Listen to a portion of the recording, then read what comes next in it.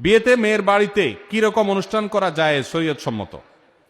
মেয়ের বাড়িতে কিরকম অনুষ্ঠান করা যায়? মেয়ের বাড়িতে আবার কিসের অনুষ্ঠান?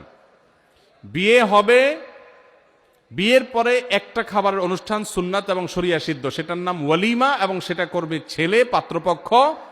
তারা একজনের আস্ত একটা মেয়ে জন্মের পর থেকে শত শত দিন, হাজারো দিন পরিশ্রম করে বড় করে এই মেয়েকে পরিণত করে দিয়েছেন, শিক্ষিত করে দিয়েছেন। এরপরে আস্ত একটা মেয়ে ঘরে তুলে নিয়ে আসছে আরেকজনের।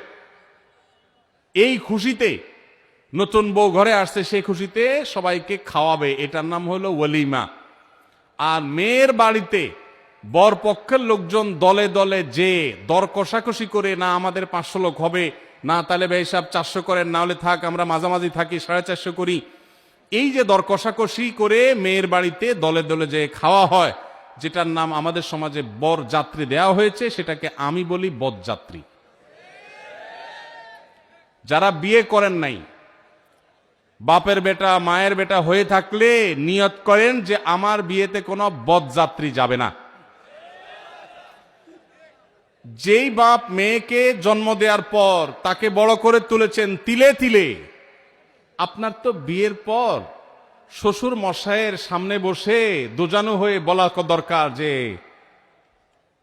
শ্বশুর বাবাজি, আপনার মেয়ে জন্ম থেকে বড় হওয়া, বিয়ে দেওয়া পর্যন্ত এর পিছনে কত লক্ষ টাকা খরচ হয়েছে, আনুমানিক একটা ফিগার বলেন।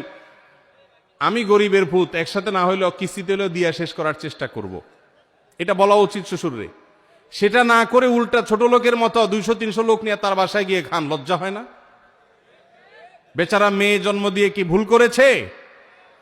একজন মেয়ে বয়সে বিবাহের উপযুক্ত করা পর্যন্ত পড়ালেখা, খাওয়া দাওয়া, ঔষধ, চিকিৎসা, আদর, স্নেহ কত কিছু দিয়ে গড়ে তুলেছে। এরপর আস্ত মেয়েটাকে সারা জীবনের জন্য আপনি নিয়ে যাচ্ছেন। সারা জীবনভর শ্বশুরের এই কৃতজ্ঞতা, শাশুড়ির এই কৃতজ্ঞতার দায় আদায় করে শেষ করতে পারবেন না। সেখানে আবার যৌতুক আশা করেন, সেখানে আবার 200-500 লোক নিয়ে তার বাসায় খেতে যান। এর চেয়ে নির্লজ্জতা আরেকটা হতে পারে না। এই জন্য আমি এটাকে বলেছি, এটা বরযাত্রী না, এটার নাম বরযাত্রী।